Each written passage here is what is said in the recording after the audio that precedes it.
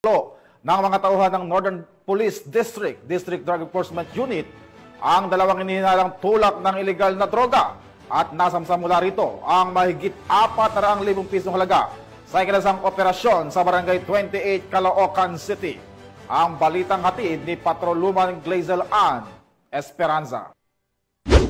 Naresto ang dalawang hinihinalang tulak ng ilegal na droga sa ikinasang bypass operation ng mga operatiba ng Northern Police District Drug Enforcement Unit sa Barangay 28, Caloocan City. Kinilala mga suspect na sina alias Tetong, 34 anyos, at alias Tonton, 41 anyos. Kapos sila itinuturing na high-value individuals.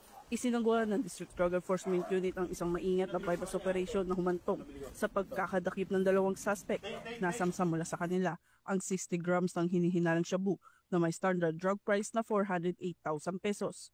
Kasalukuyang inihahanda na ang pagsampa ng formal na reklamo laban sa mga suspect para sa paglabag sa Section 5, Section 11 at Section 26 ng Article 2 ng Republic Act 9165 o ang Comprehensive Dangerous Drugs Act of 2002. Mula rito sa Northern Police District, ako po ang inyong PNN correspondent, Patrolwoman Glazel Ann Esperanza, alagad ng batas, tagataguyod ng Balitang Pulis.